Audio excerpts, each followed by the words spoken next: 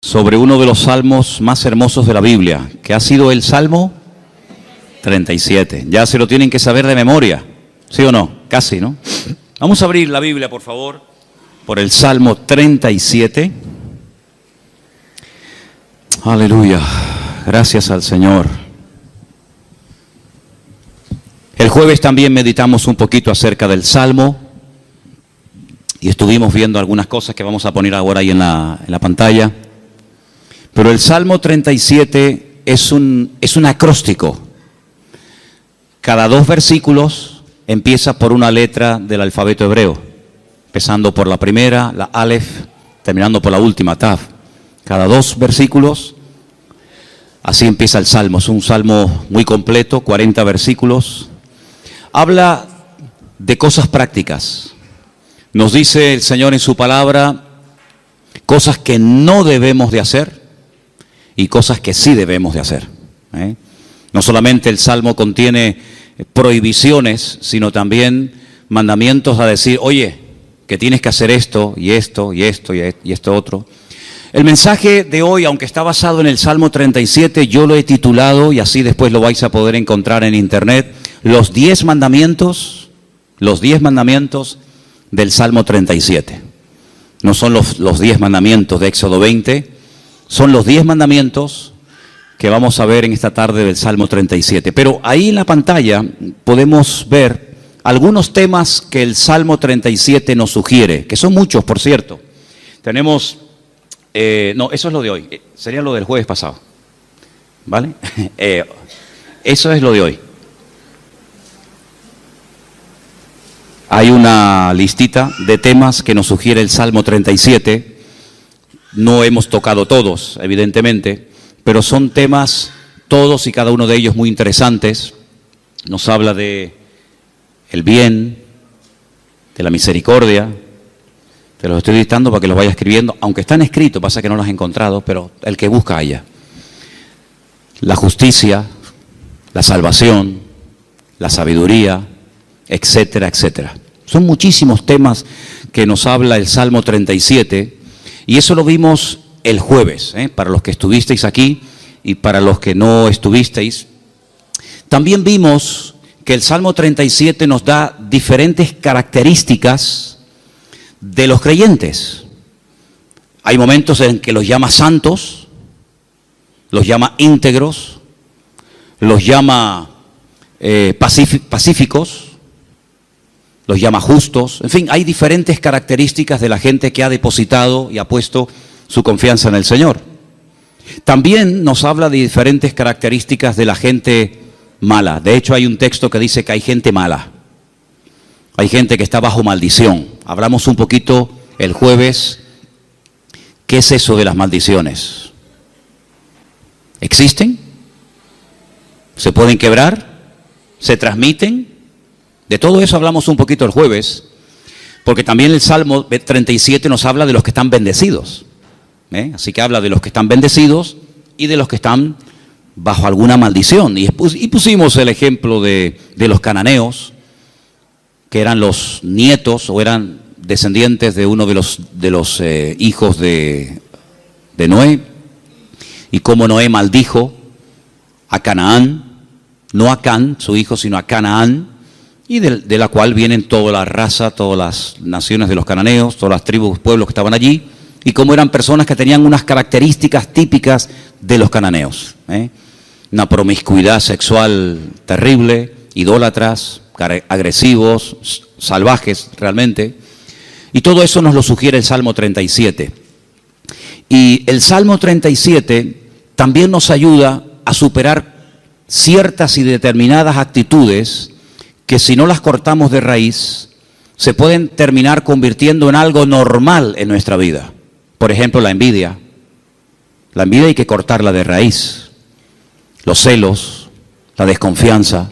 Dice la Biblia que no tenemos que tener envidia, no tenemos que perder los nervios. Después todo eso lo vamos a ver viendo los versículos.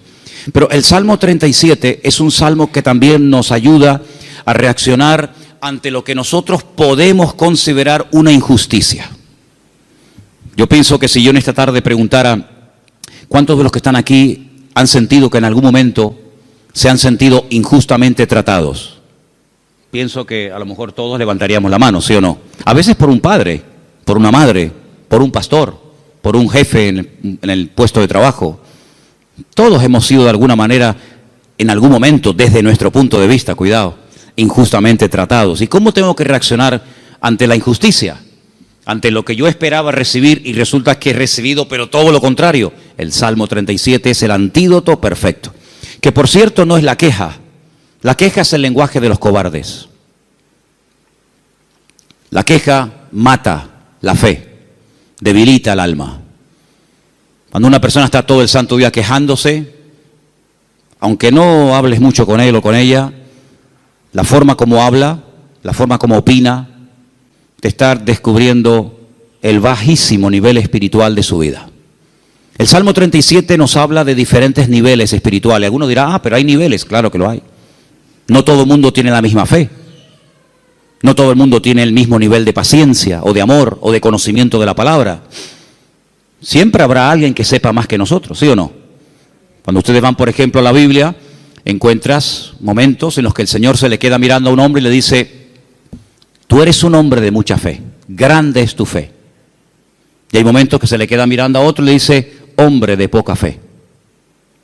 Luego, los dos tenían fe, pero este tenía una gran fe y este tenía fe, pero poca. Entonces, en la vida, no todo el mundo tiene la misma fe, no todo el mundo tiene la misma paciencia, no todo el mundo tiene el mismo conocimiento, el mismo discernimiento espiritual. Eso es normal, eso es así, nos guste o no. Y el Salmo 37 nos da consejos para alcanzar un nivel óptimo en nuestra relación con Dios y no caer en la desilusión, en la desesperanza, en la tristeza, porque dijimos que la tristeza, estoy preparando un mensaje, ya lo daré en su momento. Bueno, estoy preparando un montón de mensajes, pero uno de los que estoy preparando son las distintas caras o disfraces que se pone el orgullo. El orgullo se disfraza, se camufla, a veces de religioso, de espiritualidad, pero a veces el orgullo, y usted dirá, ¿sí? Me suena raro eso. Bueno, el orgullo a veces se disfraza de tristeza. La gente tiene una tristeza y en el fondo es porque tiene un problema con el orgullo. ¿Por qué estás triste? Le preguntas a alguien. No, porque no he recibido lo que tenía que esperar o esperaba recibir, porque no me han tratado como yo esperaba y estoy triste. Y a veces es un orgullo camuflado, porque cuando nosotros pasamos por la vida por una circunstancia difícil, en la economía, un problema en el matrimonio, o de la índole que sea, Dios te está tratando, ¿o no? Dios está tratando contigo. Y hay gente que no le gusta y se rebelan contra la forma como Dios le está tratando. Entonces, sin palabras, le estás diciendo a Dios, yo no merezco este trato, Parece que la tienes tomada conmigo. Es como yo le decía a mis padres, es que los profesores la tienen cogida conmigo. Todos, el de matemática, el de geografía, todos la tenían cogida conmigo. Y siempre la culpa la tiene, si no es el gobierno, es el pastor, si no es el marido, si no es la mujer, si no es Dios, si no es el diablo. Siempre alguien tiene la culpa, menos yo.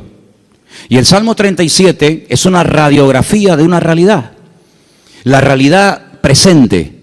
Dijimos el primer día, les recuerdo, que el pasado no existe. ¿Amén? El pasado no existe, no podemos presentarlo, no podemos pesarlo, no podemos medirlo, no podemos tocarlo, no podemos verlo. Es algo abstracto. ¿Dónde está el pasado? Está aquí. Yo lo puedo recordar, hombre, no todo, pero el pasado lo tengo en la cabeza. Y hay personas que viven ancladas en el pasado. O bien porque el pasado fue pésimo y les marcó, o bien porque el pasado, según ellos creen, fue mejor que su presente.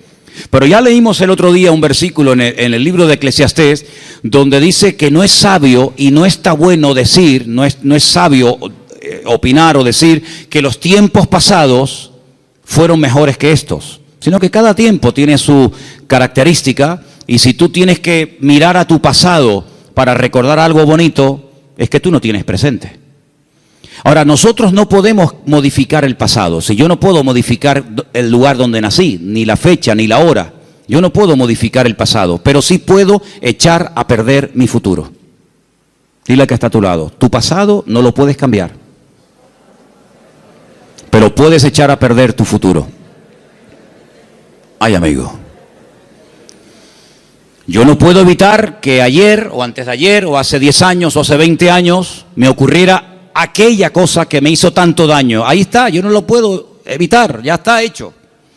Hombre, puedo evitar que el pasado me controle, puedo evitar que el pasado me manipule y condicione mi estilo de vida en el presente, pero cuidado, porque hay ciertas actitudes que como tú las mantengas y las cultives y las desarrolles, lo que estás haciendo es sembrar, pero sembrar mal, y puedes llegar a estropear tu futuro y lógicamente también tu presente. Así que el Salmo 37 es un antídoto contra tantas cosas que yo les animo a que si pudierais incluso hasta aprenderlo de memoria, hicierais un intento por aprenderlo de memoria.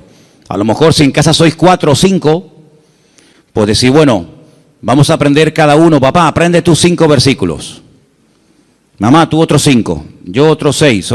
Hasta el perro puede, si tuvieras loro, hasta el loro podría aprender algún texto. Apréndanse el Salmo 37, es excelente. Vamos a ver hoy los 10 mandamientos del Salmo 37. Y ya te he dado tiempo de sobra, Saray, para que los encuentres. Los tenemos ahí en la pizarra, ¿verdad? Amén, qué bueno, estupendo. Vamos a leerlos todos, los 10 mandamientos del Salmo 37. Después vamos a leerlos en los versículos correspondientes. Primero, fuerte, confía en Dios. Después con los ojos cerrados, sin mirar a la pizarra, tenemos que repetir los 10, así que vete aprendiéndotelos. Número 1 era, confía en Dios. Segundo, hacer el bien. Confía en Dios y hacer el bien. Vamos bien. Tercero, deleítate o deleitarse en Dios. Confía en Dios, hace el bien, deleitarse en Dios. Bien, hasta ahí llego. Venga, otro más. 4, encomendarse a Dios. Bien, confía en Dios, hacer el bien, deleitarme en Dios, encomendar a Dios mi vida. Venga, el 5, guardar silencio. Pero no dice, hermano, que hablemos. Guardar silencio ante Dios. Guardar silencio. 6, esperar en Él. 7, dejar la ira. 8, dejar el enojo, desecharlo. 9, apartarme del mal. Y 10, guardar su camino. ¿Qué tal? ¿Los habéis aprendido? Vamos a repasarlos. Confía en Dios, hacer el bien, deleitarse en Dios, encomendarse a Dios, guardar silencio, esperar en Él, dejar la ira, desechar el enojo, apartarme del mal y guardar su camino.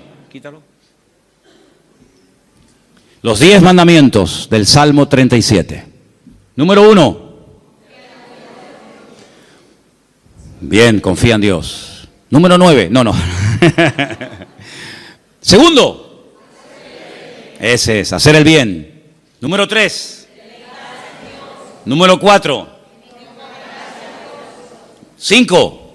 Guardar silencio, sin mirar. 6. Esperar en Él. 7. 8. 9. 9. Apartarse del mal. Y 10. Guardar su camino. Versículo 3 del Salmo 37 dice, confía en Dios. Primer mandamiento, confía en Dios. Fiarme de Dios. Depositar toda mi vida en sus manos, sabiendo que no hay vida más segura que cuando yo pongo mi confianza totalmente en el Señor. No digo que pongas parte de tu vida o parte de tu negocio o parte de tu tiempo en las manos del Señor y otra parte, no. 100% tu confianza en Dios. Porque algunos dicen, no, yo confío en Dios. Pero cuando se les abre la cartera y se les cae al suelo tienen la bono loto, los ciegos. Hay uno que también es de los discapacitados. Ese, lo conoces, ¿no? Ese. ¿Qué más hay? Rasca. No, yo confío en Dios. Ya te veo. Ay, amigo. Pero por la mañana se levantan y leen el horóscopo. Pero claro, depende si compras el día o compras el diario de avisos o compras, depende de qué periódico compres, te dirá una cosa, te dirá otra. ¿Confiamos en Dios 100% o no? ¿Se puede uno fiar de ese Dios? ¿Ha dado pruebas históricas a lo largo del tiempo que se puede uno fiar de Él? ¿Que no te va a fallar? Dice la Biblia, hay centenares de versículos, pero uno de ellos dice, aunque tu padre y tu madre te abandonen, yo nunca te abandonaré. Nunca, jamás. ¿Puede un padre y una madre abandonar a un hijo? Bueno, no será la primera ni la última, lamentablemente. Ha ocurrido. Pero Dios jamás te abandonará. Nunca. Nunca te abandonará. Tú a Él sí, puede ser, pero Él a ti jamás.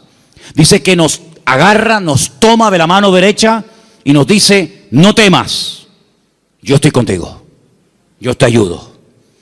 Por lo tanto, Él ha dado millones de demostraciones a lo largo del tiempo, no solamente a otros pueblos y a otras naciones y a otras iglesias y a otros hermanos, sino a nosotros mismos, de que podemos confiar 100% en nuestro Dios. Y cuando mi vida está 100% en sus manos, el temor no tiene cabida. La inseguridad, la queja, la desconfianza. Porque yo me fío de que al haber depositado mi vida en sus manos, Él me va a pastorear, y Él me va a guiar, y Él me va a ayudar en todo momento, lugar y circunstancia. Y si Él permite que yo pase por una situación, digamos, difícil, por una situación que me hace sufrir o llorar, por algo será, aunque no lo entienda. Pero yo he dicho muchas veces que el Señor no nos ha llamado a entenderlo siempre todo, pero a obedecer y a fiarnos de Dios siempre. ¿Cuántos dicen amén? Por lo tanto, el primer mandamiento es lo que va a marcar la diferencia entre una vida y otra. Una confianza total en Dios. Sé que mi Dios me va a cuidar, me va a proteger, y hay un salmo que dice, y aún más allá de la muerte, el Señor me guiará. Porque mi vida ha sido comprada con su sangre, y para Él soy su hijo, y el Señor nunca, jamás abandonará a sus hijos. Pero en el mismo versículo 3, donde hemos leído, confía en el Señor, dice, haz el bien. Es decir, como dijimos el otro día, no estés de brazos cruzados, mantén una vida activa en el Señor. No, yo confío en Dios. Sí, pero tú ni oras, ni te congregas, ni lees la Biblia, ni estudias la palabra, ni te involucras. Sí, confías en Dios, pero es una vida light, es una vida sin compromiso. Es una vida donde, venga, hoy quiero orar, pues oro 3 horas. Mañana no quiero orar, pues no oro. No. Es una vida de constancia, de perseverancia, una vida de disciplina. La vida de un cristiano tiene que ser una vida disciplinada, no una vida caracterizada por el desorden, guiado por emociones, por sentimientos, que son al fin y al cabo pasajeros y traicioneros, sino de tener determinación. Yo quiero agradar al Señor y yo me voy a esforzar en hacer lo que la Biblia me pide y me dice el Señor que debo hacer. Porque no solamente, lo dije el otro día, espero que lo recordéis, que la vida cristiana, la vida de un cristiano, digamos, normal, no solamente consiste en dejar, me faltaría más, dejar de hacer ciertas cosas, sino hacer otras. Y la vida de muchos creyentes es que no hacen nada malo, aparentemente, pero tampoco hacen nada bueno. Y por ahí leímos la semana pasada un texto de Santiago, donde dice el texto, el que sabe hacer lo bueno y no lo está haciendo, está pecando. ¿Cuántas personas están pecando sin querer? ¿Cuántas personas saben que hay que hacer algo, pero no lo hacen? Por lo tanto, no te jactes ni presumas de que ya no hago cosas malas, porque el que sabe hacer lo bueno y no lo está haciendo, está pecando no por acción, sino por omisión. Está olvidando que tiene una responsabilidad delante del Señor de hacer, de actuar, de vivir en consecuencia la fe que dice que tiene en el Señor. Y en ese hacer, en esa confianza que he depositado en Dios, comienzo a disfrutar de mi relación con Dios, a deleitarme en Dios. Comienzo a tener placer de ser cristiano. Ser creyente no es una desgracia, hermanos. No es una pesada cruz que me martiriza, donde no disfruto de nada, sino yo creo que es más bien todo lo contrario. El creyente tiene que aprender a disfrutar de lo que tiene ya, ahora. ¿Cuántos dicen amén? Y dice, bueno, pero ¿qué tengo? ¿Cómo que qué tienes? ¿Qué tienes? Pues lo primero que tienes que darle gracias a Dios es por la vida que tienes. ¿Te parece poco? Y por la ropa que llevas puesta. Y por los zapatos que llevas. Porque hay millones de personas que jamás en la vida se han puesto zapatos. Y por la comida que has comido. Y por la casa que tienes. Y por el coche que tienes. Y si no tienes coche, por lo menos pudiste venir en la guagua. Fíjate que es bueno Dios, que el hombre ha inventado un sistema para transportar a la gente de un lugar a otro. Y mira tú por dónde tú puedes disfrutar de él. Gloria a Dios. Tienes una iglesia donde poder congregarte. Si tienes hijos, si vienen a la iglesia, ahora mismo están siendo atendidos por hermanas que se están perdiendo el culto para que tú estés aquí oyendo la palabra y los niños están siendo atendidos. Gloria a Dios por ello. Gracias al Señor por el lugar donde vivimos. No tenemos que vivir con miedo, con una inseguridad. Algunos que han venido de otras naciones, ¿qué les voy yo a decir a ustedes? Donde me dicen, no, que va allí, donde yo a las 5 de la tarde todo el mundo como los topos bajo tierra. Todo cerrado, con rejas, con ventanas, con persianas. Uy, por la calle no puedes ir porque va todo el mundo armado y te quitan el reloj y te quitan esto. Aquí a mí nunca me han quitado nada y tengo 55 años, a mí nunca me han robado. A mí nunca me han robado. Cuidado, a ver si ahora me va a pasar que me roben, pero bueno, no pasa nada. Si me roban, ¿sabes por qué me han robado? Porque algo me sobra. Porque no se le puede robar al que no tiene nada. Luego, si te roban algo es porque tienes algo. Ya es un motivo para dar gracias a Dios. Por lo tanto, hermanos, deleitarnos de lo que tenemos. Hay gente que siempre tiene o la pena de lo que perdieron, que tenían y perdieron, o están soñando siempre en algo que quieren tener, que a lo mejor nunca lo tienen, y en vez de disfrutar de lo que tienen ahora, viven o en el pasado o en el futuro, en tierra de nadie. Cuando lo que tienes que disfrutar es de ahora. Dale gracias a Dios por la silla en la que estás sentado. Y si no hacemos un día una prueba, quitamos todas las sillas y los bancos de la iglesia. Y os quedáis como yo mientras yo predico de pie. Y tenéis que estar todo el tiempo en la alabanza de pie, todo el culto de pie. Baños, los vamos a cerrar, no hay baños. Luz, cortamos la luz. Entonces vamos a comenzar a valorar que tenemos un local con luz, con aire acondicionado, con micrófono, con una silla. Gloria al Señor, no hay millones de motivos para darle gracias al Señor, hermanos. Hay cambios y hay milagros que solamente vendrán a nuestras vidas cuando comencemos a dar gracias al Señor por lo que tenemos. ¿Para qué quieres más? ¿Para qué quieres más? Si con lo poco que tienes, según tú, te quejas, si tienes más, te vas a quejar más. Entonces Dios a veces a alguna gente no le da más porque entonces estarían quejándose más tiempo todavía. Dice la Biblia que un día los discípulos llegaron al Señor y le dijeron, Señor, la gente tiene hambre, viven lejos, el lugar en el que estamos es desierto, no hay comida y ni siquiera tenemos dinero para dar de comer a semejante multitud. Diles que se vayan. Y el Señor le dice, ¿y por qué? Darles vosotros de comer, aprender a enfrentar nuevos desafíos. ¿Saben, hermanos? Una congregación, un creyente que no tiene desafíos delante, es un creyente que termina con el paso del tiempo estancándose. ¿Por qué les he comentado ahora de hacer una tronja, de ampliar el salón, de poner arriba un balcón, de hacer más? Pues tenemos que tener desafíos delante de nosotros. Si no nos acomodamos, nos hacemos señoritos. Bueno, estamos bien como estamos, como decía la antigua canción, somos un pequeño pueblo muy feliz. No, hay que esforzarnos y hay que trabajar y hay que sudar. Y cuando yo empiece a notar, yo les hablo de Manolo Sierra, cuando yo empiece a notar que me estoy acomodando, digo, hermano, mi tiempo aquí se terminó. Yo no quiero estar más aquí, yo me tengo que ir a un sitio de pionero a empezar de cero. Hermanos, no podemos darle lugar a la rutina en nuestra vida, a la monotonía. Tienen que haber desafíos. Hay congregaciones que viven de las glorias del pasado, iglesias que ya lo tienen todo.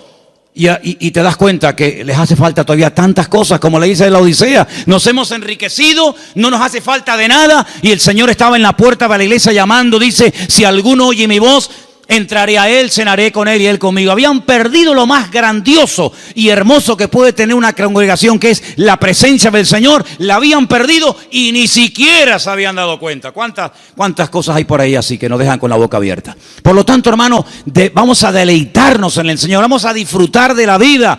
¿No dice la Biblia, deleítate con la mujer de tu juventud? ¿No dice eso la Biblia? En la mía sí. Algunos me miran como diciendo, pero eso dice la Biblia. Uy, más todavía. Con la mujer de tu juventud, que sus caricias te satisfagan en todo tiempo. Así que ya saben, yo me deleito, pero tú me haces caricias. Eso dice la Biblia, deleítate con sus caricias. Gloria a Dios. Dale gracias a Dios por tus hijos. ¿Cuándo fue la última vez que dijiste, te doy gracias por mi hijo? Pero es que ella tiene 80 años, no importa. Otros lo perdieron cuando tenía 20. Y el Señor te lo ha dado a ti 40 años. Ay, amigo. Dale gracias a Dios por tu madre, por tu padre. Dale gracias a Dios por el pastor que tienes, porque de momento es el único que tiene. Es lo que hay. Dale gracias a Dios por todo lo que tienes cada día. Y cada vez que comas, di, Señor, hoy han muerto 17,000 personas de hambre en el mundo y yo no seré una de ellas. Yo ahora tengo algo para llevarme a la boca. Gloria a Dios. Comenzar a regocijarnos en el Señor. Hermanos, que la gente diga, pero ¿qué tiene esa gente que no se quejan? ¿Qué tenemos? El Dios más grande y más maravilloso que jamás se pueden encontrar por la vida. ¿Cuántos dicen amén? Eso es lo que tenemos. ¡Aleluya! ¡Gloria a Dios! Amén. Pero el quinto mandamiento, el primero era confía en Dios, el segundo era hacer el bien, el tercero era deleitarme en Dios, el cuarto era encomendar a Dios, poner todo, mi vida, mis negocios, mi futuro, mis planes, todo en las manos del Señor. Pero el quinto es muy bueno. ¿Cuál era? Guarda silencio. Ay, amigo. Ay, amigo. Yo ya les conté una vez, yo sé que ya se lo conté. Algunos dirán, eso ya lo contaste, sí, pero te lo voy a contar otra vez. En la antigua Grecia se le daba mucha importancia a la oratoria, a hablar en público. De hecho, había escuelas muy famosas que hasta el día de hoy, en marketing y en muchas escuelas, se emplean las técnicas de aquella época, donde los griegos le daban mucha importancia al hablar en público, a perder el miedo escénico, etc. Y había un famoso maestro de una de las escuelas griegas que cobraba por enseñar oratoria, por enseñar a hablar correctamente en público a la gente. Y vino un día un chico y le dijo que quería que este maestro le diera clases. Y el maestro le dijo, a ti te voy a cobrar el doble de lo que le cobra a todos los demás alumnos. Y este dijo, ¿a mí el doble? ¿Por qué? Dice, porque contigo voy a tener el doble de trabajo. Contigo voy a perder mucho tiempo, primeramente, a enseñarte a que te calles. Y cuando aprendas a guardar silencio, es cuando por fin podré comenzar a enseñarte a hablar. Pero quieres comenzar a hablar, y para comenzar a hablar hay que aprender a estar en silencio. ¿Saben que el silencio es algo que se utilizó durante mucho tiempo en algunos lugares como tortura? Poner a una persona en un lugar donde no oía ningún tipo de ruido. Y en algunos casos la gente se terminaba volviendo loca. Pero muchas de las grandes cosas que Dios ha revelado a lo largo de la historia, grandes hombres de Dios, lo ha hecho en la calma, en el silencio. Hay un pasaje muy interesante donde un profeta llamado Elías, un gran hombre de Dios, estaba pasando un momento muy difícil en su vida. Se sentía solo, incomprendido, le pidió a Dios que le quitara la vida. En fin, todo lo que ustedes saben. Y hay un momento en el que él sale de la cueva y dice que se produce un terremoto tremendo en la puerta de la cueva, y él ve que ese terremoto es tan tremendo, tan destructivo, que las rocas se partían. Y había un viento huracanado tremendo y todos los árboles caían. Pero dice, pero Dios no estaba en todo aquello. Él estaba acostumbrado a moverse en el barullo, en el ruido, en el follón, en lo espectacular. Y dice que al final de todo sopló un silbo, un viento suave, una cosa muy suave, muy delicada. Y dice, y el Señor estaba en aquel silbo apacible. Hay creyentes que están todo el día hablando y hablando y hablando y hablando, y muy pocas veces oyen o tienen tiempo para oír la voz de Dios. Búscate un lugar tranquilo, donde tú puedas estar tranquilo, sin televisión, sin internet, sin niños, sin el perro, sin el gato, sin fulano y mengano, donde puedas estar tranquilo, tranquila, pensando en lo que está pasando en tu vida, aprendiendo a interpretar las circunstancias que te rodean. Si algo bueno tiene el silencio, es que tiene una parte terapéutica, ayuda al hombre a meditar y a reflexionar. ¿Qué estoy haciendo con mi vida? Me he plantado ya con una edad en la vida. ¿Qué le está pasando a mi hijo? Que lo veo últimamente muy callado, o muy hablador, o muy atontado, o muy espabilado. ¿Qué está pasando en el ambiente? Y es en esos momentos de calma, de quietud, de silencio ante la presencia del Señor, donde el Señor te puede revelar y te puede mostrar cosas que en el barullo, en el follón y en el ruido no se captan. Por eso este mandamiento de guardar silencio significa aprendamos a meditar tranquilamente en la presencia del Señor. Vivimos en una sociedad muy ruidosa. España es uno de los países más ruidosos de Europa. Sales por las calles y desde que te levantas por la mañana, prácticamente hasta que te acuestas hay ruido constantemente. Y por la noche ni te cuento. En la quietud de la noche es cuando vienen a recoger los camiones la basura. ¿Sí o no? No pasa por tu barrio, estás tranquilo en tu casa y de repente ¡bim, bam, bim, pum, pam, pam! Y dices, Dios, ¿pero qué pasó? Sale el camión de la basura. Al rato viene el camión que está regando. Al otro rato viene el camión que se lleva el vidrio. Y es un follón tremendo, ¿sí o no? Bueno, hermanos, aprendamos a estar tranquilos en la presencia del Señor. Aprendamos a decir, Señor, ¿hay algo que me quieres decir? ¿Hay algo que me quieres compartir? Ese guardar silencio significa aprender a reflexionar en Dios. Oye, mira, ahora no me molesten. Yo tengo una cita con mi Dios. Quiero estar tranquilo, no quiero que nadie me moleste. No, que si me llaman, que esperen. Que me llamen más tarde, que no se va a hundir el mundo. Y quiero estar a solas con el Señor, con su palabra. Como decía un pastor amigo mío, un minuto, Manolo, un minuto bien pasado en calma, en quietud, en la presencia del Señor, puede cambiar una vida. Pero ¿sabes cuál es la cruda realidad? Y no es cuestión de que ustedes se sientan mal ni acusándolos, ni mucho menos. Hay creyentes que a veces no tienen ni 5 minutos en el día, es tremendo esto, ni 5 minutos en el día para estar tranquilos, solamente estar quietos en la presencia del Señor.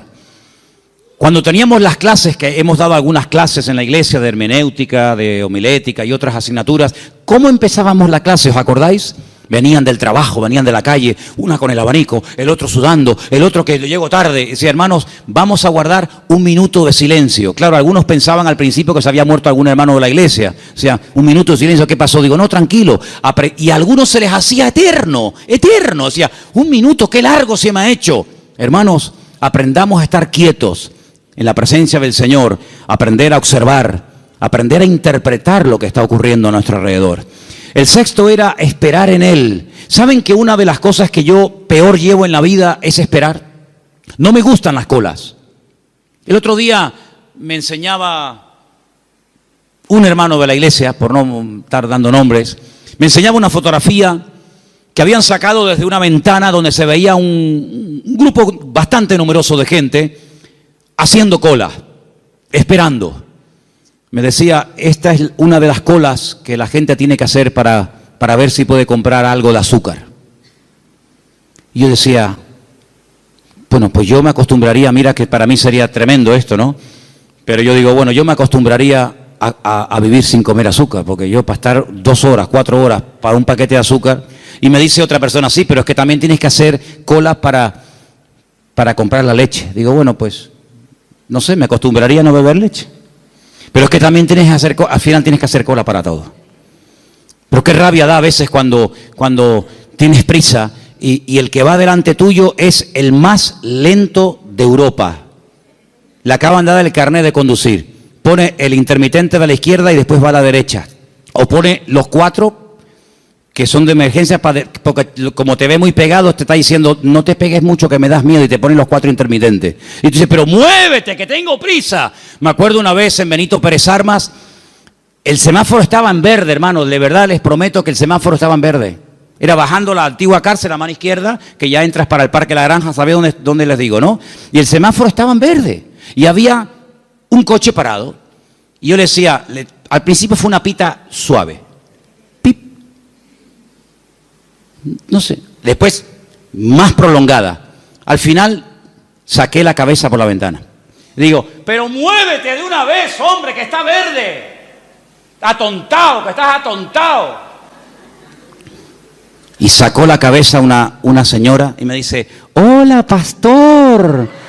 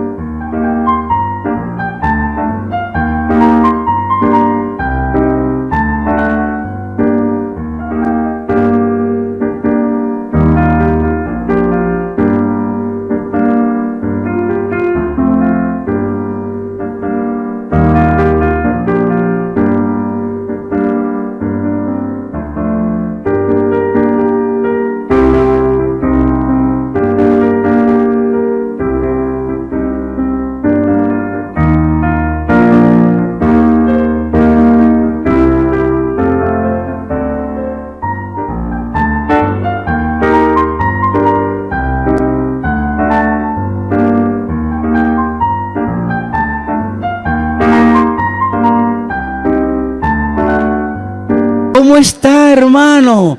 Y le dije, hola, hermana. Hola. Dele, hermanita, dele, vamos. Ah, qué vergüenza, ¿no? Si hubiera sido oveja en vez de pastor, me hubiera cambiado de iglesia. Para que no me viera. Bueno, son cosas que pasan, ¿no? Soy humano como cualquiera de ustedes. Así que, hermanos, aprender a esperar en la vida se hace a veces complicado, ¿verdad? Pero es importante y fundamental aprender a esperar en Dios, no tener prisas, porque ¿saben? He descubierto que Dios no tiene prisas. ¿Cuántos dicen amén? ¿Saben que hay un pasaje donde una persona, no quiero decir la palabra se enfada, pero casi se enfadó con el Señor? Porque nunca le había pedido nada, nunca. Sabían que el Señor siempre estaba muy ocupado. Sabían que el Señor siempre estaba viajando, hablando por aquí, predicando, y nunca le habían pedido nada. Solamente un día le pidieron un favor, y el favor era muy concreto, muy directo. Señor, el que amas está enfermo. Como diciendo, Señor, ven pronto. Y dice la Biblia, saben lo que estoy hablando, ¿verdad? De Lázaro, era amigo de Jesús. Vivía en Betania, donde estaba con sus dos hermanas, Marta y María. Dice la Biblia que cuando le llega la noticia al Señor, no dice, como seguramente esperaban la familia, venga, vamos que hay que ir a orar por Lázaro. O podía incluso haber hecho lo que hizo con el siervo del centurión, ¿os acordáis? Cuando le dijo el centurión, Señor, no hace falta que vengas a mi casa, di la palabra y mi criado sanará. Podía haber dicho, Padre, desde aquí pido que sanes ahora a mi amigo Lázaro. Y Lázaro hubiera sido sanado. Pero ni siquiera hizo eso. Sino dice que llegó 4 días después del aviso. Y claro, cuando llegó, evidentemente, la enfermedad era grave, porque dice la Biblia que Lázaro ya estaba muerto y enterrado. Si ellas sabían que no iban a molestar al Señor por una tontería. Cuando llegó, sale una hermana, se lo encuentra en el camino y le dice estas palabras que ustedes saben perfectamente. Señor, si tú hubieras estado aquí cuando te mandamos a llamar, nuestro hermano no habría muerto. ¿Cómo interpreta usted esas palabras, hermano? Usted que sabe griego, arameo y hebreo. ¿Cómo lo interpreta usted? Me ha fallado. Mi hermano se murió por tu culpa. ¿Está mal interpretado? Es versión Manolo Sierra. Si tú hubieras estado aquí, esto no hubiera ocurrido. Sale la otra hermana. Porque una parece que era como más carnal, ¿no? La otra era un poquito más espiritual. Pero fíjate que las dos se contagiaron y le dijeron exactamente las mismas palabras al maestro. Si tú hubieras estado aquí, mi hermano no hubiera muerto. Estaban dolidas, ¿sí o no? Estaban dolidas, estaban molestas con el maestro. Esto no tenía que haber pasado. Salmo 37. No te impacientes. No pierdas los nervios. Después vamos a ver eso. Y el Señor le dice, Marta, María, que yo soy la resurrección y la vida. El que cree en mí, aunque esté muerto, vivirá. Claro, ellas eran judías, ellas no eran paganas, ellas conocían la Escritura, ellas sabían perfectamente por las Escrituras del Antiguo Testamento que se habla de la resurrección. Y entonces cuando el Señor dice que yo soy la resurrección y la vida, y le dice el Señor, tu hermano resucitará, ellas dicen, yo sé que mi hermano resucitará, pero no ahora, sino en el día postrero, algún día. Y el Señor le dice, vamos al cementerio. Y todos conocen la historia. Ahora yo les hago una pregunta y sean sinceros. ¿Ustedes creen que realmente el Señor llegó tarde?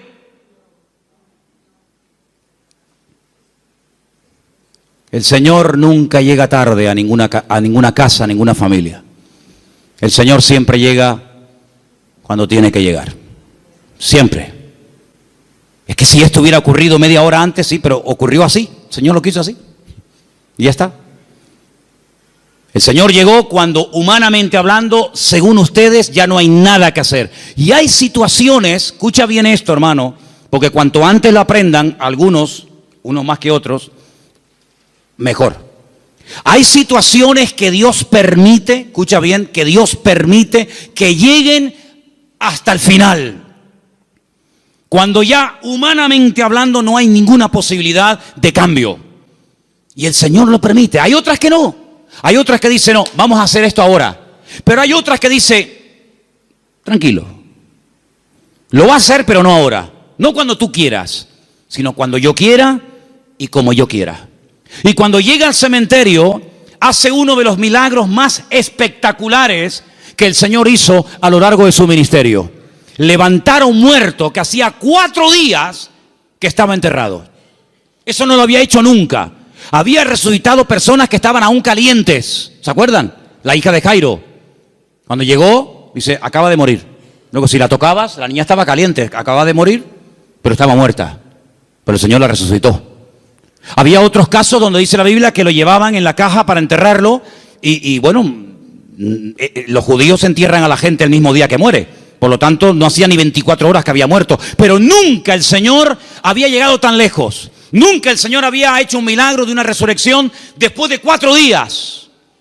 Si ustedes van a Israel, si ustedes han ido a Jerusalén alguna vez conmigo, ustedes van a ver que en todos los cementerios judíos hay una abertura, como una ventana, que es por donde se cree que al 3er día se va el alma. Y ya es como demasiado tarde, ya no hay escapatoria. A los 3 días, a las 72 horas, se va el alma y ya se fue. ¿Cuándo llegó el Señor? Al 4.º día. Cuando ya no había ninguna posibilidad, según la tradición, según la medicina, de levantar a un muerto, es cuando llegó el Señor.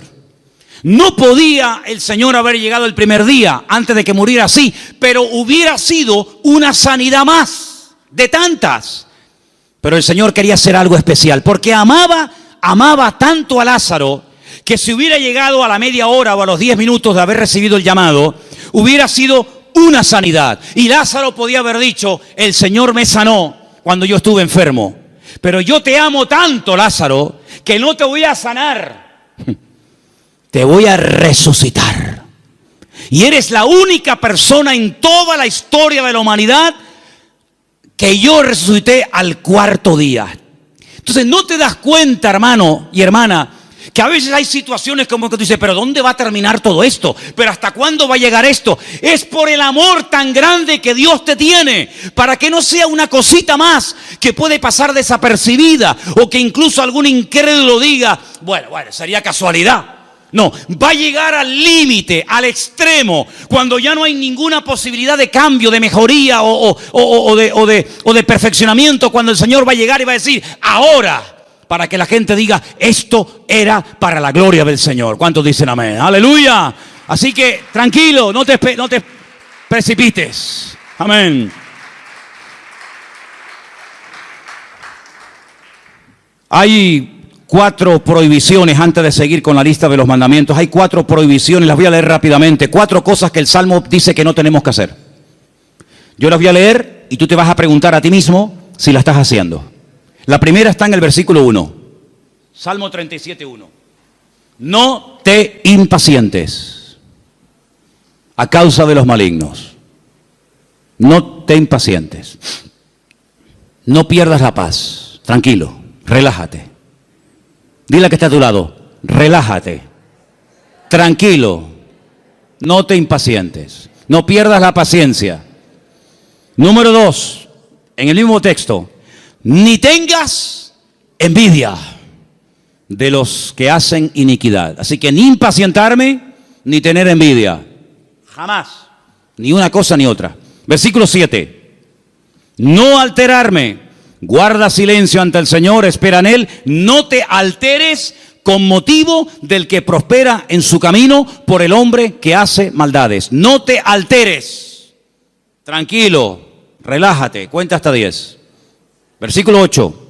Deja la ira, desecha el enojo, no te excites en manera alguna a hacer lo malo. Estas son las 4 prohibiciones, las 4 cosas que el Salmo 37 prohíbe hacer a un creyente. No perder la paciencia, no tener envidia, no alterarme y no hacer lo indebido, es decir, lo malo. ¿Qué te parece? Y en esta actitud, en esta riqueza del Salmo 37 me dice, deja la ira y desecha el enojo. Es decir, si te enfadas, vas a comenzar a hacer y a decir tonterías. Cuando una persona está enfadada, ¿tú le has oído las tonterías que dice?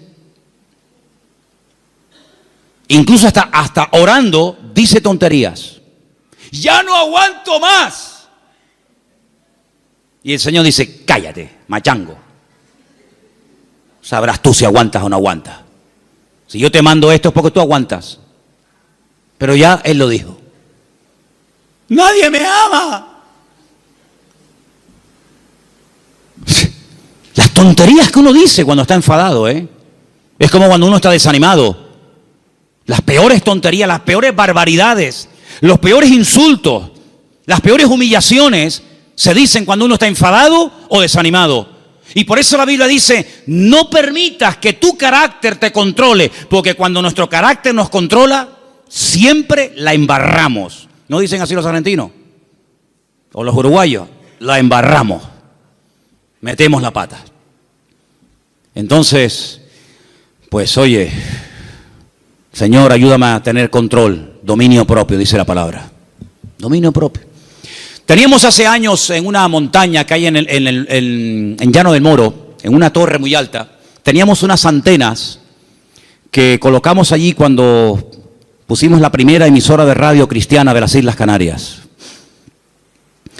Y había un hombre que todas las mañanas subía a ese monte y pegaba un grito, pero un grito que se oía en todo el valle, se montaba en el coche y yo creo que se iba a trabajar.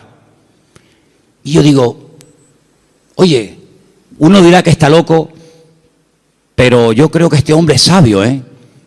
Porque el hombre se iba al monte, pegaba un alarido estilo Tarzán, yo creo que tenía algo de espíritu de Tarzán. Gritaba, se montaba en el coche y se iba. Oye, a lo mejor tenemos que irnos a la montaña de los Campitos, procura que no haya nadie, porque claro, si subes por la noche y pegas un alarido estilo hombre lobo allí, van a decir que hay un loco aquí, un endemoniado. Pero hermano, ¿sabes qué? Tenemos que aprender a desahogarnos con Dios. ¿Cómo se desahogaba Cristo? Con el Padre. ¿Dónde fue? Al huerto de Getsemaní. Y en el huerto de Getsemaní dice que agonizaba, lloraba, clamaba, allí peleaba, y cuando salía y se levantaba y le decían, venimos a prender a Jesús, dice, yo soy. ¡Pum! Y caían todos al suelo. En otras palabras, era un hombre que no descargaba en los demás su enojo, su enfado, lo que fuera, sino que aprendía a desahogar su alma delante del Padre. Y eso es algo que tenemos que aprender todos, hermano. Porque hay gente que está contenida. Y hermano, el tranquilito, el que no se enfada nunca, cuando se enfada, échate a correr, ¿eh? Échate a correr. Dice, no, este es bobo. Este no se enfada nunca. Cuando se enfada, apaga la luz y vámonos, ¿eh? Porque es el increíble Hulk. Que por cierto, me encontré en la puerta de la iglesia allí 2 puños del increíble Hulk. No sé si a alguien se le cayeron. ¿Los puedes enseñar? No sé quién trajo eso, pero bueno, ahí están. Yo dije el otro día, y según el Salmo 37 y otros, hay dos vías de escape, dos válvulas de escape que Dios ha puesto en el ser humano que tiene que usarlas. Una es el llanto y otra es la risa.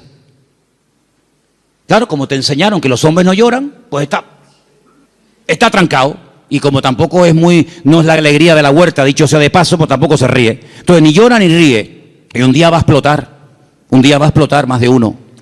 Pero aprende a reírte en el Señor. Aprende a llorar en la presencia del Señor. No dice la Biblia, bienaventurados los que no se ríen, bienaventurados los que no lloran. ¿Lo habéis leído alguna vez? Yo tampoco. Bienaventurados los que lloran, dice la Biblia. Pues llora, mija, llora.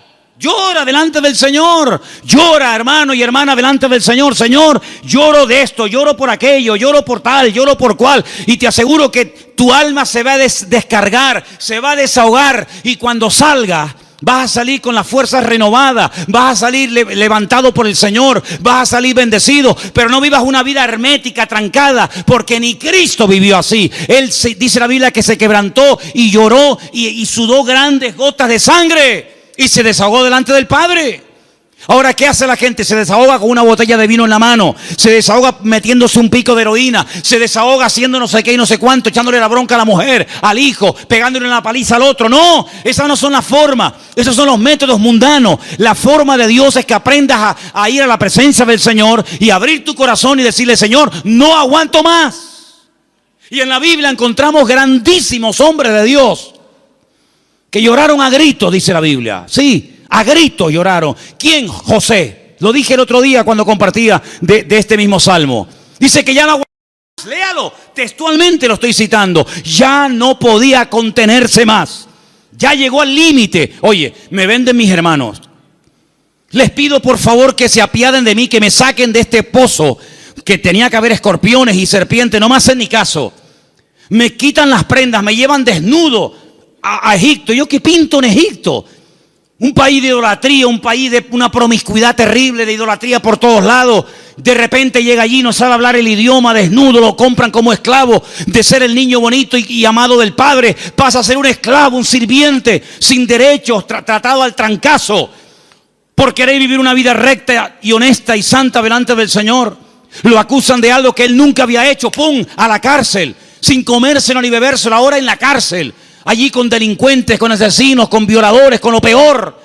Y ahora, ¿y cuándo voy a salir yo de aquí? Yo qué sé, no tengo abogado, yo ni siquiera sé expresarme en el idioma de este país. Cuando sale de allí, Dios lo levanta, lo bendice, lo prospera. Y cuando ve venir a sus hermanos, no permitió que la ira, que el enojo, que la rabia dijera, ahora que tengo poder. Porque cuántas veces yo he dicho de este mismo púlpito, si quieres conocer a un hombre de verdad, si quieres conocer a un pastor de verdad, si quieres conocer a una persona de verdad, dale poder y dale dinero. Claro, el coleta, el otro que, en fin, y el otro, es muy fácil criticar lo que hacen los demás, que yo no defiendo a nadie, ahí me da igual, para mí son todos iguales. Pero hermano, cuando alguien suba allá arriba, da igual si es un cargo poderoso en la política, en el deporte o donde sea, dale dinero, que mueva millones. Dale poder. Y espera a ver si no se corrompe. Porque es muy difícil llegar a esos niveles, moviendo centenares y miles de millones. Que tenga la cabeza bien amueblada. Ay, amigo. José ahora tiene poder, es el hombre más poderoso de la tierra después de Faraón. No se mueve ni una hoja sin su permiso. Faraón dice, no, a mí no vengan, vayan a él. Él es el que organiza el país, él es el ministro de Hacienda, él es el ministro de Economía, él es el que administra. A mí no me den la paliza, vayan a él. Delegó todo en José. Ahora tiene poder, ahora tiene autoridad, ahora tiene dinero, ahora tiene sirviente. Ahora hasta Potifar, aquel que lo compró, ahora tiene que venir y postrarse delante de él. La mujer de Potifar, ven para acá. Ahora él podía haber dicho, ahora os vais a enterar lo que vale un peine, amigo. Ahora vienen los hermanos.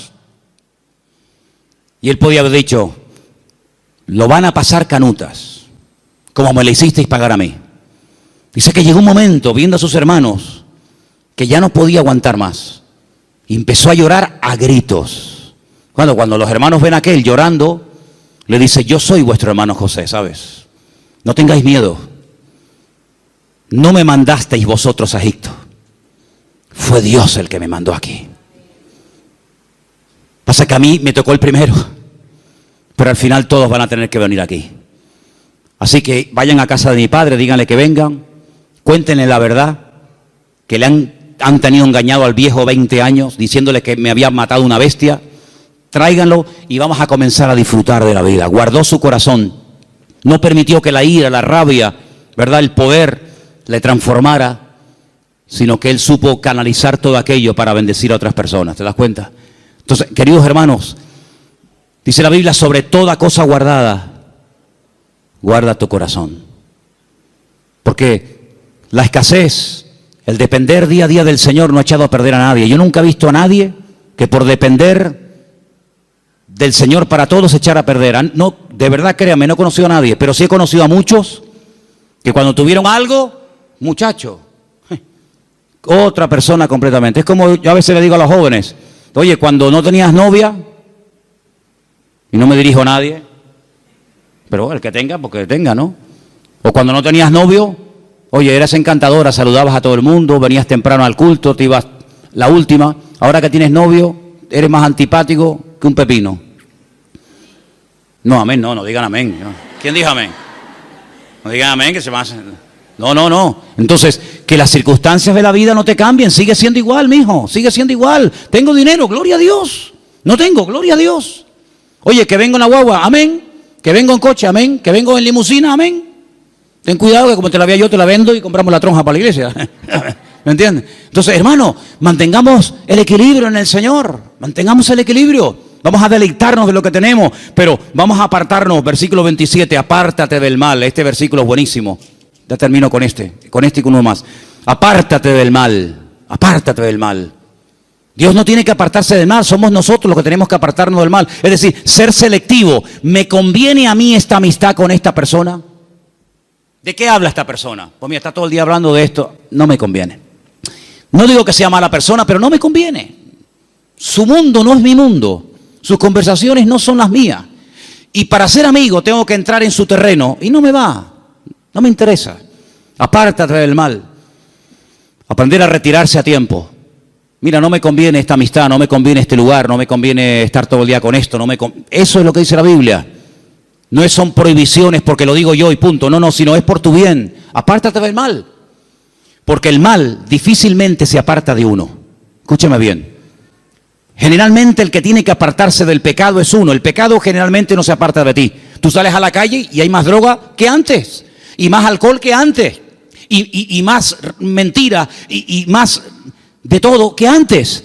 Luego el mal difícilmente se aparta de una persona. Te tendrás que ir a vivir al Valle de Ucanca allí solo. Y ni siquiera allí. Porque decía Pablo, miserable de mí, ¿quién me librará de este cuerpo de muerte? Por lo tanto, apártate del mal, sé selectivo. Dice, mira, no me conviene este camino. Dice que el simple ve el peligro y pasa justamente por el peligro. El prudente dice, no me conviene ir por ahí, voy a dar la vuelta. Es más largo, pero no importa. Prefiero dar la vuelta que pasar por ahí que me corten la cabeza. Apártate del mal, haz el bien. Y dice finalmente, verso 34, el 34 y termino, espera en Dios y guarda su camino, mantente en el camino del Señor, pon cuidado en las cosas del Señor, mantente en Dios. Un día bueno lo tiene cualquiera, pero es mantenerse un día, mantenerse dos, estar dispuesto a ser tratado. Hay gente que no quiere ser tratada, hay gente que pierdes la amistad en el momento que dice, mira, eso que estás haciendo no está bien, eso que estás haciendo es una payasada, eso que estás haciendo no te conviene. Automáticamente ya le cambió la cara, automáticamente se fueron las amistades. Apartarse del mal, ser sabio, tener ese discernimiento, ese temor a Dios. Esto que estoy haciendo, esto que quiero hacer no me conviene. Guardar el camino del Señor. ¿Qué es lo que le agrada a Dios? ¿Dios haría esto en mi lugar? Eso es lo que tenemos que hacer. Y déjame que te diga algo, porque tengo una frase aquí que apunté estos días. Es mucho más fácil deshacerse del pecado que de las consecuencias del pecado. El pecado no es tan fácil, no es tan difícil dejarlo. Pides perdón a Dios, Dios te perdona y se acabó. Pero amigo, a veces hay consecuencias de un pecado que hiciste que pueden durar años. Y hay gente que en sus cuerpos llevan secuelas del pecado que hicieron hace 40 años. Pero a veces las consecuencias están ahí. Que Dios nos dé fuerzas también para poder vivir en victoria, a pesar de que puede ser que de un pecado o de una vida en desorden que llevé en un momento puntual de mi vida, puede ser que haya un chiquitito corriendo por la casa, o haya una niñita, o haya no sé qué, o haya no sé cuánto. El pecado a veces deja cicatrices, el pecado a veces deja consecuencias, y te vuelvo a repetir, es más fácil dejar el pecado que los hijos del pecado, que las consecuencias del pecado. Pero tienes que asumir eso, y a veces eso es lo que te mantiene humilde, es decir, esto me va a recordar toda la vida, que aquel momento de mi vida yo viví en desorden, y no hice las cosas como Dios manda. Yo dije el primer día cuando hablamos del Salmo 37, que el Salmo 37 es un mapa. Un mapa. Pero mira, y piensa en esto que te voy a decir ahora, el mejor mapa del mundo, el más completo, el más bonito, a todo color, con todos los detallitos y las medidas y los ríos y las montañas, el mejor mapa del mundo no nos sirve para nada si yo no sé dónde estoy. A mí me dan un mapa completo, me dice, mira qué belleza de mapa, ¿vale? Ya sé dónde está el norte, las montañas, los valles, los ríos, pero yo en el mapa, ¿dónde estoy? Porque si yo no sé dónde estoy, el mapa no me sirve de nada. Ahora, cuando yo digo, no, tú estás aquí, vale, estoy aquí, ok, vale, pues entonces dame un compás, dame una regla, yo mido, y entonces yo sé que me faltan tantas horas o tantos kilómetros para llegar aquí. Si yo no sé dónde estoy, el mapa no me sirve de nada. Aquí hay un mapa perfecto, el GPS de Dios. Pero si tú no sabes dónde estás, ¿de qué me sirve a mí esto? Eso de decir, no, lee la Biblia. Si no, yo la leí, pero no sabes dónde estás. No sabes si estás bien, si estás mal, si estás en desorden, si no estás en desorden. Pregúntale a Dios, ¿dónde estoy? ¿Cómo estoy delante de ti, Señor? Dios te lo va a mostrar. Dios te va a mostrar a la luz de su palabra y guardando silencio y esperando Dios te va a mostrar, mira, tú estás en este punto de tu vida. Tú has llegado a un punto en tu vida en el que te has estancado. Esa es tu realidad. Entonces, en base a esa realidad, yo trabajo.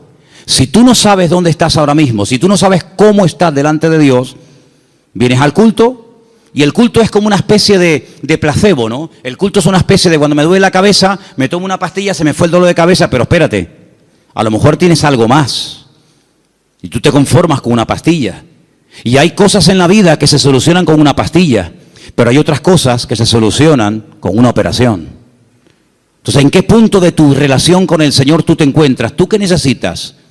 ¿Una oración así, un versiculito, o tú necesitas ser operado? Cada uno tiene que examinarse a sí mismo. Y este es el momento en el que tú tienes que decir, Señor, ¿yo verdaderamente estoy cumpliendo esos mandamientos que he leído esta tarde? Confío en Dios, estoy haciendo el bien, me estoy deleitando en ti, Señor, estoy todo el día agobiado, preocupado, quejándome. ¿Estoy poniendo mi vida en tus manos o llevo una agenda paralela? No, Dios para los domingos, también para el jueves si es que voy. Pero yo tengo una agenda personal y privada, yo sé lo que voy a hacer en mi vida, esto y hasta aquello. A mí me hace mucha gracia cuando hay gente que dice, no, él tiene la agenda completa para los próximos 5 años. Cuando dice la Biblia, ¿cómo eres capaz? ¿Cómo eres capaz de presumir del día de mañana si no sabes qué te traerá de sí el día? ¿Tenía Cristo agenda? Dice que somos como el viento, que ni sabemos dónde vamos ni a dónde venimos. Guardamos silencio ante Dios, esperamos en Dios tranquilamente. ¿El carácter está siendo cada vez un aliado nuestro o nos está cada vez traicionando y dominando más? Dejamos la ira, el enojo, nos estamos apartando del mal o cada vez estamos tonteando más con el mal. Porque el mal no perdona, amigo. Como te metas en donde hay mal, como te metas en terreno minado, lo más probable es que se te salga una pierna por los aires. Hay una parte en Israel donde yo llevo a la gente que es la frontera más cercana a Jordania, que antiguamente era territorio jordano. En el 67 Israel peleó con Jordania, triplicó las fronteras y llegó hasta la misma ribera, hasta la misma orilla del río Jordán, y es algo muy estrecho, mucho más estrecho que esta iglesia. Ves al soldado jordano allí sentado haciendo guardia y ves al israelita aquí y el río medio. Es una frontera muy, muy estrecha. Allí se ha convertido en un lugar típico para hacer bautismos. Ahora, Dios mediante, tendremos bautismo en noviembre allí, si Dios quiere. Pero ¿sabes qué, hermano? Cuando llegamos a ese lugar con la furgoneta, tenemos que aparcar donde ellos nos dicen que tenemos que aparcar.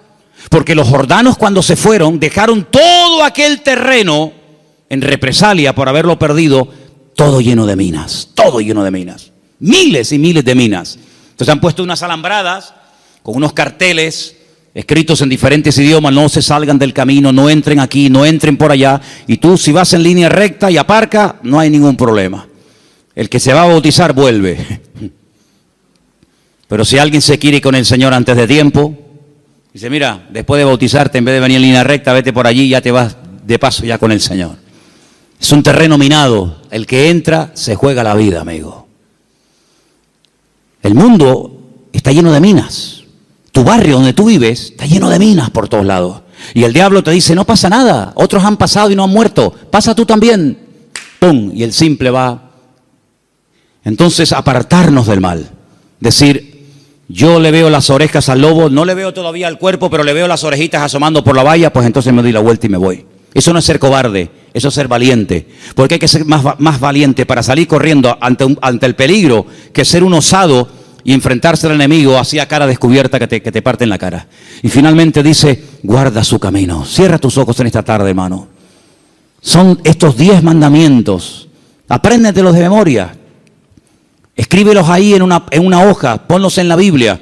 Cuando te levantes mañana por la mañana, dilos en alta voz. A lo largo del día, ponlos ahí en el tablero del coche o en el espejo de tu habitación, o te estés afeitando, lavando. Ponlos en la mesilla de noche cuando te acuestes. Confía en Dios, hacer el bien, deleitarme en Dios, encomendar a Dios el camino, guardar silencio ante Él, esperar en Dios, dejar la ira, desechar el enojo, apartarme del mal, guardar su camino. Mañana otra vez, pasado otra vez. Y estas verdades van penetrando en tu vida. Y en cuestión de varias semanas, de varios meses, de poco tiempo, tú vas a notar que hay algo en tu vida que comienza a cambiar. Comienza a cambiar. Ahí tienes 10 consejos prácticos, 10 mandamientos de la palabra para vivir una vida victoriosa en Dios. Señor, en esta tarde te damos gracias por este precioso salmo. Salmo escrito por nuestro hermano y querido David HaMelech, el rey David. Gracias, Señor, porque tu palabra nos habla miles de años después de haber sido escrita, como si se hubiera escrito la noche misma.